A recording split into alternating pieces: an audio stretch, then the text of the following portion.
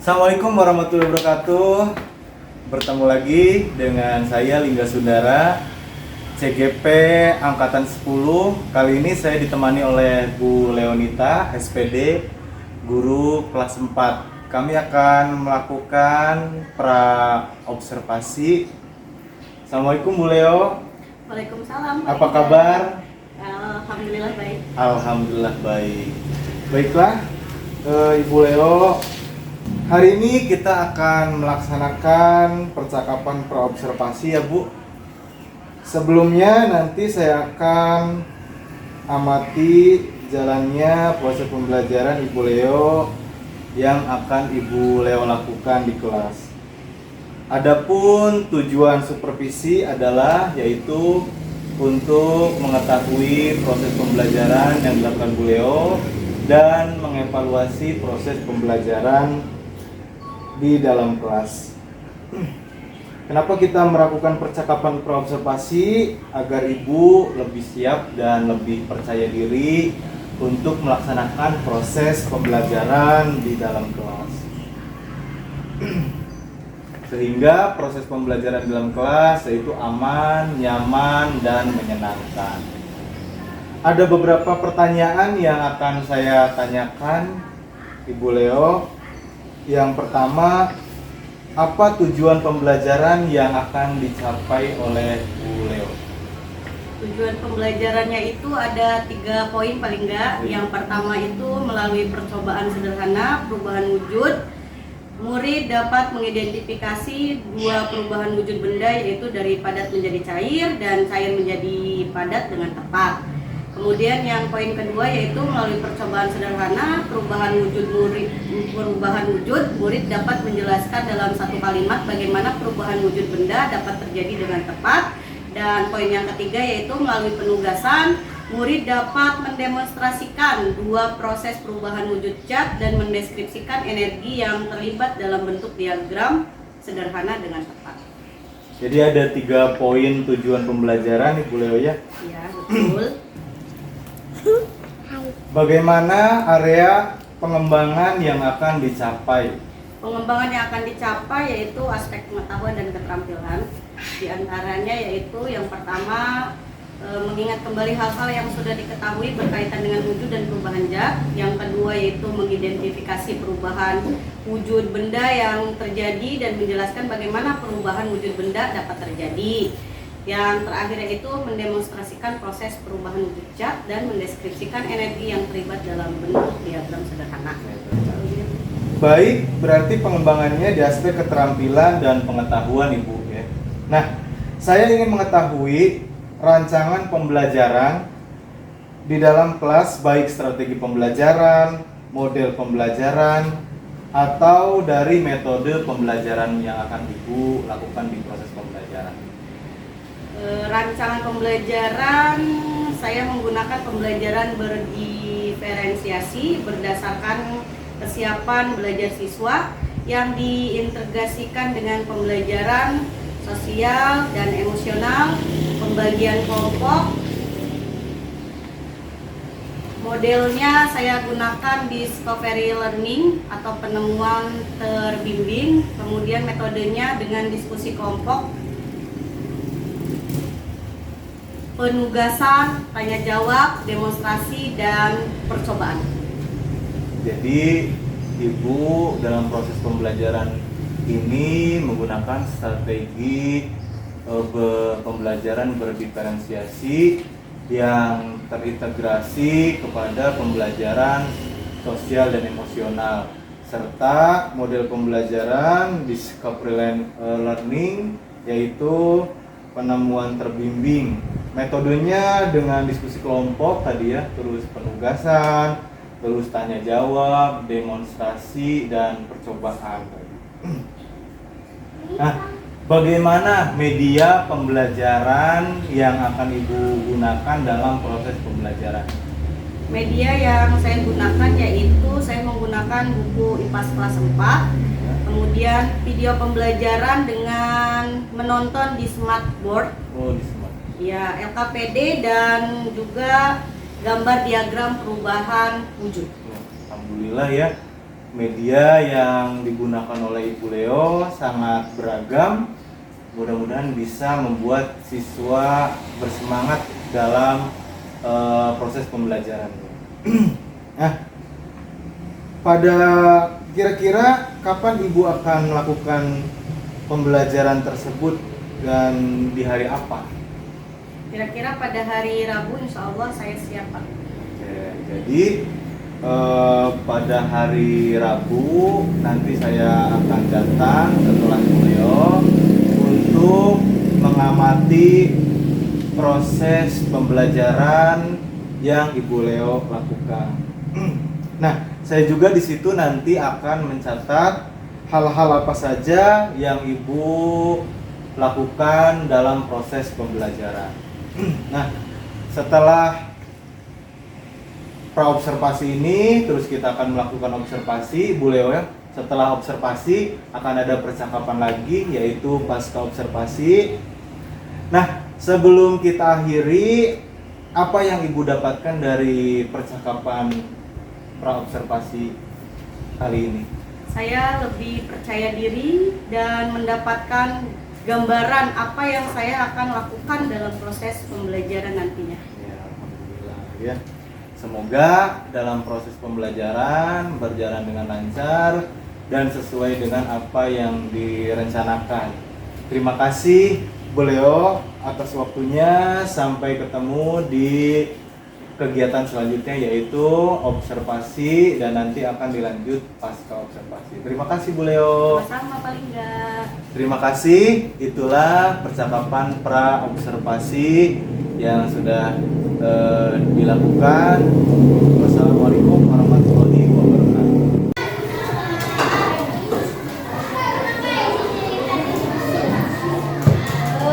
Hari ini tolong Dewo bimbing dulu untuk berdoa. Oke. Sebelum belajar, mari kita baca mulai. Alhamdulillah.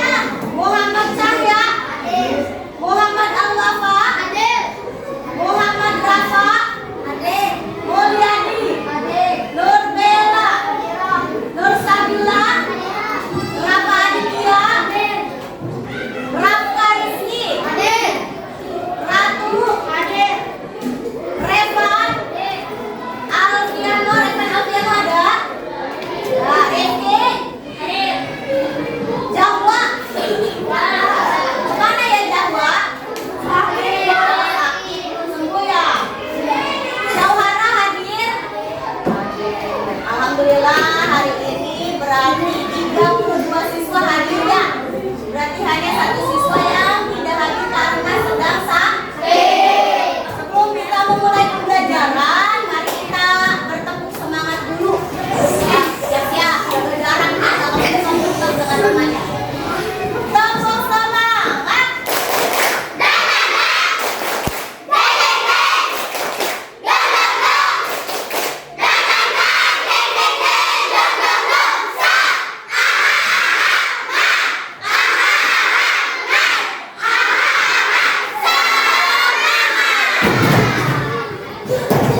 Sudah tahu hari ini kita akan belajar apa? Betul, praktek. Kita melanjutkan pembelajaran yang kemarin mengenai tentang wujud zat dan juga sifat-sifatnya. Ada yang tahu kalau sifat dari zat cair itu ada yang tahu kah? Tahu. Yang pertama yaitu kalau zat cair itu ketika disimpan di dalam wadah, zat cair akan mengikuti bentuk wadahnya. Jadi, sedangkan kalau zat padat itu ketika kita simpan ke dalam bentuk wadahnya itu tidak akan berubah. Ya, misalnya batu kita simpan ke dalam mangkok, apakah akan berbentuk seperti mangkok? Batu itu atau benda padat itu dapat berubah ketika ada pengaruhnya, ada pengaruh gayanya, atau dibentuk baru bisa berubah. Nah, di sini ada video nih. Kita nonton bersama-sama dulu ya.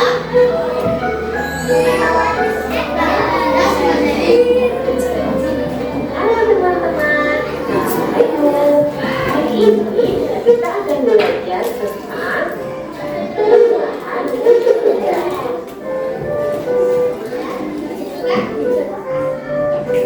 Siang-siang memang paling enak minum es.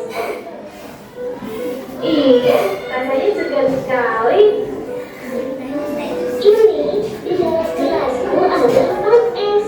Kalau punya kamu berapa es? Kalau punya aku cuma 3 esnya.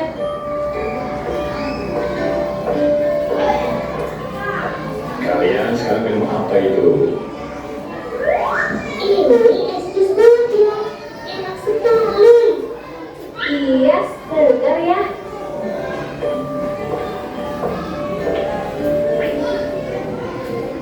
Loh ya, ini esku kok semakin kecil.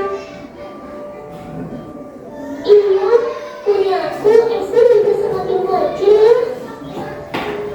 Itu berarti esnya mencair. Karena es adalah air yang berpadat dari suhu yang dingin. Lama-kelamaan, es di air menyebabkan suhunya berkurang. Dan akhirnya, es itu menjadi air. Mencair itu apa ya? Mencair itu perubahan dari yang padat lalu berubah menjadi cair. Seperti es berubah menjadi air. Itu namanya perubahan. Di sekitar kita ada beberapa macam perubahan wujud. Apa saja ya? Pertama, menguap, yaitu kondisi air yang menjadi udara. Ini bisa terjadi jika tubuh terkena panas secara terus-menerus. Contohnya apa ya? Contohnya, air laut yang terkena sinar. Air tersebut akan menguap lalu berubah menjadi ayam. Contohnya yang lain ya? Contohnya yang lain adalah ketika ibu memasak. Air yang dimasukkan akan berkurang karena panas api kompor membuat air mendidih dan menguap.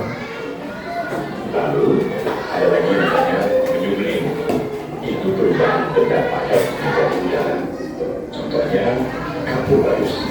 Ada juga mengkristal. Mengkristal itu perubahan wujud dari gas atau udara menjadi padat. Contohnya, satunya salju. Lalu perubahan wujud selanjutnya adalah mengembun. Contohnya adalah kayu padi api yang membuat lumpur basah karena udara atau gas berubah menjadi benda cair. Terus, kok air bisa menjadi es itu bagaimana ya? Itu menjadi es. Proses itu namanya membeku. Terus, kok es di luar tidak ada lagi? Bagaimana ya? Iya, hello. Esnya sudah mencair semua menjadi air. Makanya semakin mencair esnya, kadang rasa manis minuman semakin berkurang karena jumlah airnya bertambah. Oh, begitu ya? Iya, hello. Berarti jus buahmu sudah tidak manis.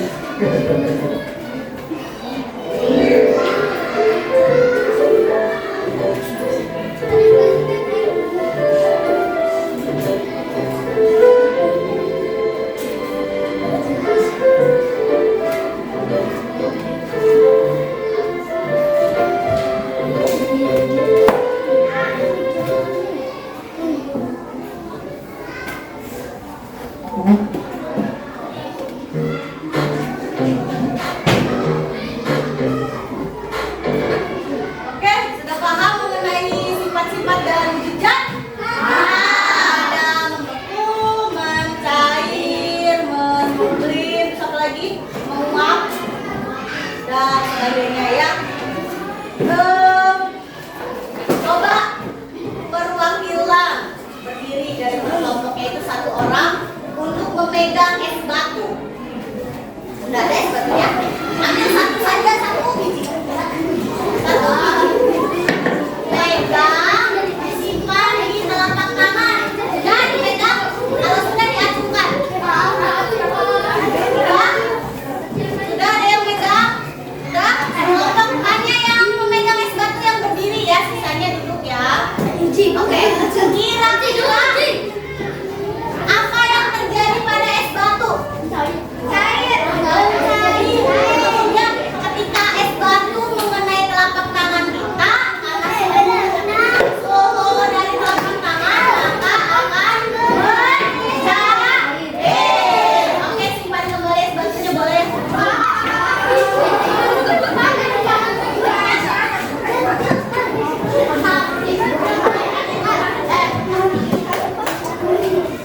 Apa wujud dari masing-masing benda yang kalian pegang atau benda es batu itu wujudnya apa?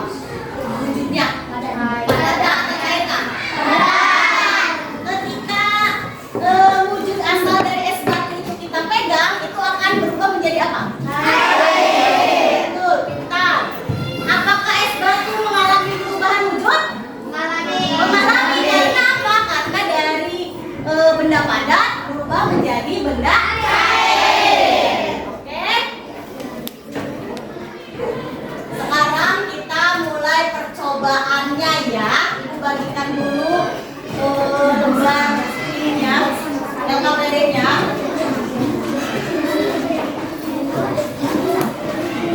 Nanti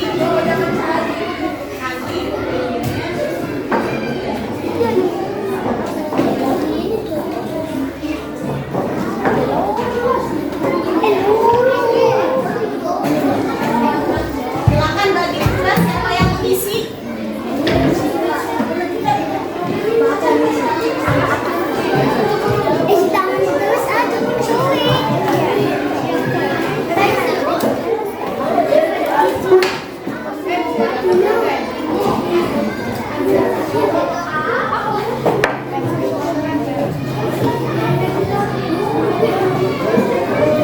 Oke, perhatikan dulu kertas lembarannya ya, anak-anak. Nanti di sini kalian tulis nama kelompoknya siapa, nama anggota kelompoknya kalian catat dulu. Catat dulu nama kelompoknya. Kemudian bahan-bahannya sudah kalian siapkan? Ya. Nanti kalian lihat pertanyaannya yang ada di bagian C ya, anak-anak ya. Ini yang ini bagian C yang di kertas lembar.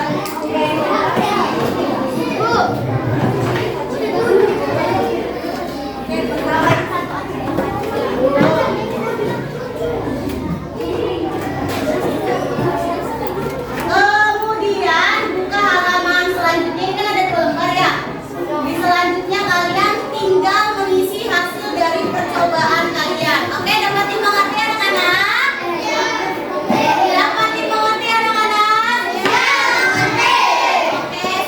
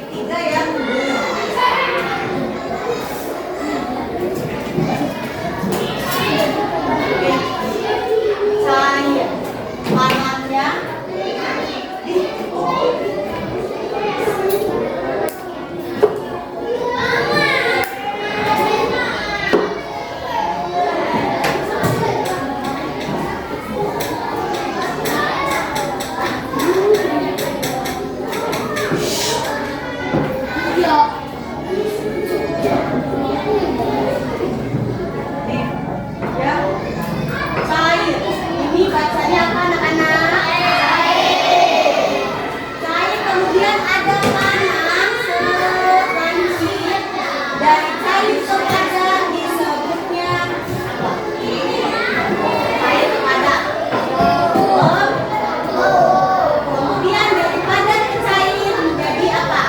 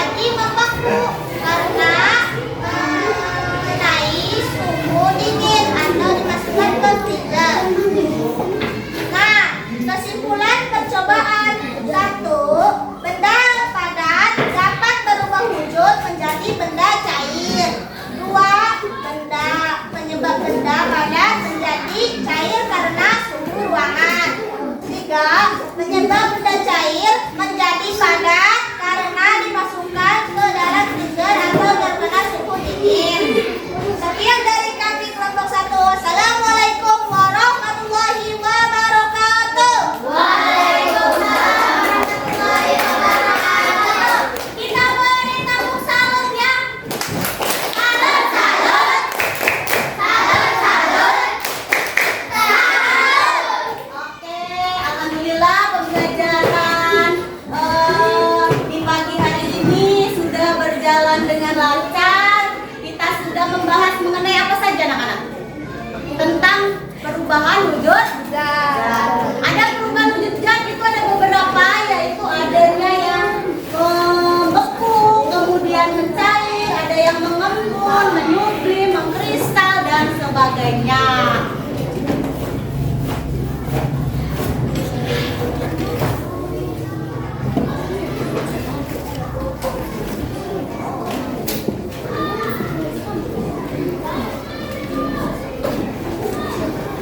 Oke, pembelajaran hari ini sudah dicukupkan saja. Kita nanti akan beristirahat terlebih dahulu. Sebelum beristirahat,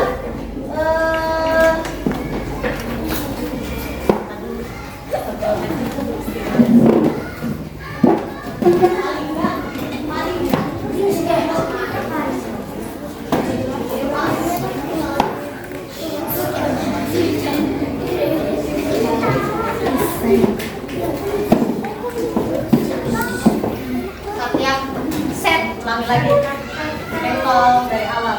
Alhamdulillah pembelajaran di pagi ini sudah berjalan dengan lancar. Kesimpulan hari ini adalah apa Dewo?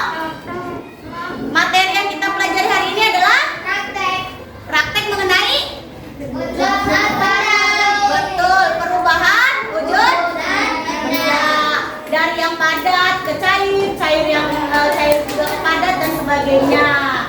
Ada yang ingin bertanya ataukah sudah jelas semuanya karena sudah dipraktekkan? Jelas. Kalau begitu terima kasih, cukup sekian dari Ibu. Nanti tolong jangan lupa di rumah tetap terus dipelajari lagi materinya agar tidak lupa. Wassalamualaikum warahmatullahi wabarakatuh. Waalaikumsalam warahmatullahi wabarakatuh. Assalamualaikum warahmatullahi wabarakatuh. Waalaikumsalam warahmatullahi wabarakatuh. Berjumpa lagi dengan saya Lingga Sundara, CGP Angkatan 10 dari SD Muara Subang. Kali ini menindaklanjuti, yaitu kemarin kita sudah melaksanakan pra-observasi, terus observasi, dan sekarang adalah tahap pasca observasi. Sekarang ditemani lagi oleh Bu Leonita, SPD dari SD Muara dulu kelas 4, dan alhamdulillah kemarin sudah di observasi Ibu ya. Jadi kita akan melaksanakan percakapan pasca observasi. Gimana Bu Leo? Sehat? Alhamdulillah. Gimana Ibu? Bapak sehat? Alhamdulillah. Ketemu lagi ya Bu. Ya. Kemarin sudah melaksanakan kegiatan pembelajaran dan diinformasi oleh saya gitu ya, diamati, terus saya juga mencatat hal-hal dalam proses pembelajaran. Tapi di sini nanti saya akan bertanya-tanya gitu ya, memberikan pertanyaan kepada beliau, terutama bagaimana perasaan Bu Leo terkait dengan berjalannya kegiatan observasi kelas yang sudah dilaksanakan.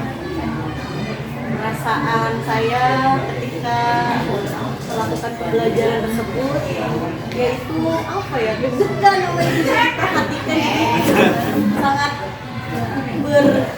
sangat gugup seperti itu. Tapi alhamdulillah tadi berjalan dengan lancar, anak juga alhamdulillah antusias. Jadi biasanya tidak dilihat atau diawasi, tadi pada saat observasi lihat jadi agak perasaan grogi ya.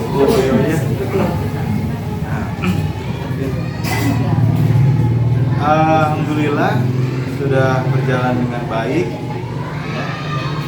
Terus bisakah Ibu ceritakan kembali area perkembangan apa yang Ibu lakukan di dalam kelas, terus kemudian langkah atau tahapan pembelajaran yang sudah Ibu lakukan di dalam kelas? Tahapan yang pertama mungkin membuat perangkat pembelajaran terlebih dahulu agar siap gitu ketika menyampaikan materi. Kemudian untuk area pengembangannya dari area pengetahuan dan keterampilan. Untuk pengetahuannya siswa mampu mengingat kembali hal-hal yang sudah diketahui berkaitan dengan hidup dan perubahan zat, dan juga dapat mengidentifikasi dan juga menjelaskan bagaimana terjadinya perubahan hidup benda. Selanjutnya, sedangkan untuk keterampilannya itu siswa dapat mendemonstrasikan gitu hasil yang sudah dia dapatkan ketika berdiskusi, dan juga mendeskripsikan energi yang terlibat dalam bentuk diagram. Baik, jadi setelah tadi menerima penjelasan lagi di area pengembangan, dan saya juga sudah melihat tadi, alhamdulillah itu sudah dilaksanakan, betul ya. Nah, menurut Ibu sejauh mana pengembangan yang telah Ibu sampaikan tadi? Apakah sudah berhasil dilakukan di dalam kelas atau tidak? Menurut saya sudah berjalan dengan baik, namun masih adanya kekurangan yang harus mungkin sedikit diperbaiki. Baik, jadi sudah dilakukan dengan baik, ya, sudah berjalan dengan lancar dan sesuai dengan rancangan pembelajaran, tapi masih ada kekurangan ya Bu. Nah, menurut Ibu apa sih yang menjadi kekurangan atau kendala yang mungkin Ibu hadapi pada saat melakukan proses pembelajaran? Ada beberapa siswa mungkin yang malah sibuk mainan air, kan tadi ada air, jadi terlalu aktif sekali sampai air juga dimainin gitu. Terus ada juga beberapa anak yang mungkin ada 2 atau 3 anak yang mungkin lebih mengandalkan temannya, ini kamu aja yang nulis, ini kamu aja deh yang praktek, ada seperti itu. Sehingga mungkin masih adanya kekurangan keaktifannya di proses pembelajaran ini. Jadi ada beberapa siswa yang tidak terlibat aktif, mungkin hanya mengandalkan teman kelompoknya. Kira-kira hal tersebut mengapa bisa terjadi? Mengapa mereka kurang aktif? Mengapa mereka tidak mau terlibat dalam diskusi? Mungkin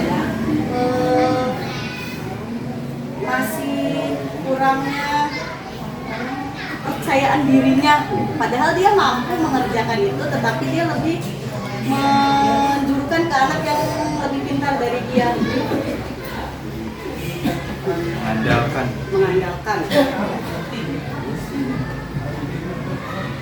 Jumlah siswa juga ya.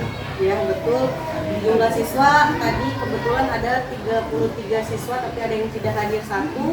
Kemudian untuk pembagian tugasnya yang harus nanti dilakukan, yaitu berarti membaginya itu berdasarkan gaya belajar siswa. Misalnya ada auditory, kemudian kinestetik, visual, sehingga anak akan merasa lebih nyaman dengan teman kelompoknya. Kemudian memberikan pertanyaan kepada anak tersebut sehingga menyesuaikan kegiatan yang ada di kelas. Misalkan anak tersebut tadinya diam di dalam kelompok, kita memberikan pertanyaan kepada anak tersebut sehingga anak tersebut jauh lebih percaya diri.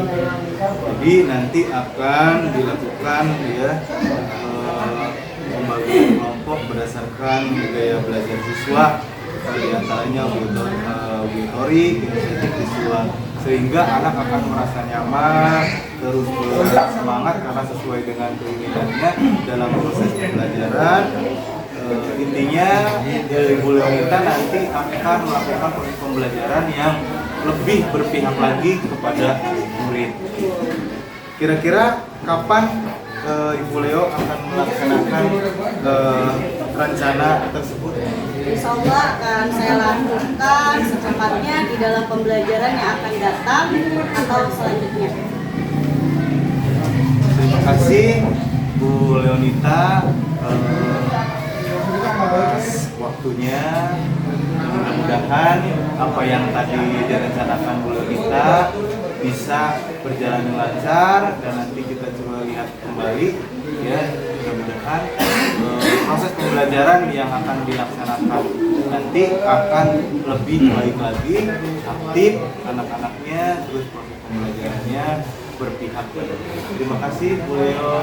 Assalamualaikum warahmatullahi wabarakatuh. Waalaikumsalam warahmatullahi wabarakatuh. Terima kasih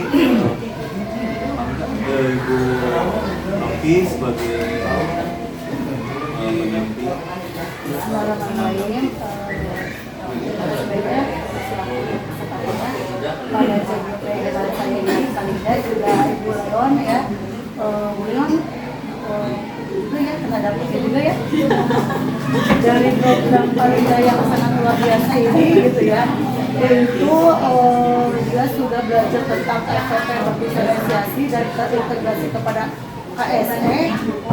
Kemudian dia melakukannya, waktu itu dia dilepas oleh saya. Sekarang dia berbagi ke Bu Leon ya. Tuh. Tapi alhamdulillah ini paling nggak sudah baik ya dalam mungkin dari mulai observasi ketika Bu Leon juga diberikan arahan-arahan bagaimana sih observasi, bagaimana sih pembelajaran diferensiasi itu ya. Mungkin beliau sekarang sudah mengerti. Kemudian sekarang kita pasca dengan adanya apa ya pembahasan atau tentang refleksi ya pasca observasi, kemudian merasa bahwa itulah pembelajaran diferensiasi, tetapi masih ada kekurangan dan mungkin kemudian akan memperbaikinya. Paling juga mungkin akan mengupgrade diri untuk melihat dari berbagai sumber atau belajar berbagai sumber bagaimana pembelajaran diferensiasi itu sehingga nanti yang diberikan kepada beliau itu tepat sasaran atau tidak apa ya namanya tidak setengah-setengah, tapi betul-betul inilah pembelajaran diferensiasi yang mungkin itu lebih tepatnya memang ada di kurikulum Merdeka. Diferensiasi itu penting ya, paling nggak beliau karena apa tidak semua anak mempunyai kemampuan yang sama. Kita sebagai guru harus memberikan keadilan, terus harus bijak dalam menyikapi kenapa sih murid ini kok udah bisa yang ini bisa. Tidak bagus kalau untuk paling nggak dengan memberikan pertanyaan-pertanyaan pemahaman nyaman dan diberikan pertanyaan itu sehingga tidak ada rasa cemas atau menegangkan, bisa menjawab dengan santai gitu dalam keadaannya. Tapi kedepannya paling tidak jangan hanya kecil saja, boleh kita berbagi dengan yang lain gitu. Ini loh cuma saya itu udah jadi role model gitu, bagi paling enggak saya juga bisa untuk memberikan contoh pembelajaran diferensiasi apalagi yang KSE itu ya, karena di mana KSE itu berarti kita harus tahu nih ada kemampuan generasi gitu ya, terus kemampuan kesadaran diri gitu, itu harus. Jadi kita itu mengetahui bahwa setiap anak itu ternyata punya potensi yang berbeda. Apalagi tadi ya beliau memberikan apa yang jawaban dari mereka bahwa murid itu mempunyai belajar berbeda, kinestetik, visual, apalagi dengan minat yang berbeda. Misalkan saya punya ibu, saya minatnya misalkan di matematika, saya minatnya membaca, saya minatnya misalkan seni. Nah, walaupun pembelajarannya itu IPAS, tapi tolong kolaborasikan minat itu. Kalau yang minatnya membaca, jangan dia paksa untuk praktik usahakan. Tidak akan tergugah minatnya. Kalau dia minatnya membaca, berarti siapa yang praktik, siapa yang dia menulis, atau dia membacakan di depan umum ketika berpresentasi. Tapi kalau dia minatnya misalkan dia keminatannya ternyata kok itu menghitung, suruh hitung dia misalkan. Kalau S-nya segini besar dimasukkan ke gelas akan tumpah tidak, atau akan sama tidak, atau justru lebih sedikit karena apa? Karena gelasnya berkurang dulu. Coba kita masuk lagi ke situ itu. Jadi keminatan itu di situ. Dia minatnya apa? Mungkin dia paling nggak nanti ke depannya lihat lagi gaya belajarnya, diferensiasi itu, terus keminatannya, Terus yang disampaikan di verifikasi apa? Apakah produk, apakah konten, apakah proses? Apa yang dihasilkan? Kalau dihasilkannya proses ya mungkin hanya prosesnya aja. Tuh, udah bagus kok, udah bagus. Mantap, nanti tinggal sebarkan ke yang lain. Jangan lihat diri sendiri ya paling nggak ya. Itu yang paling penting. Mungkin itu saja komentar dari saya. Mudah-mudahan dengan adanya CGP di sekolah ini menambah semangat baru, wawasan yang lebih luas lagi dan ilmu-ilmu yang bisa diberikan ke yang lain sehingga Bapak Kepala Sekolah tidak sia-sia mengizinkan paling nggak jadi CGP karena ada perubahan di sekolah ini. Oke, itu ya terima kasih banyak. Assalamualaikum. Terima kasih.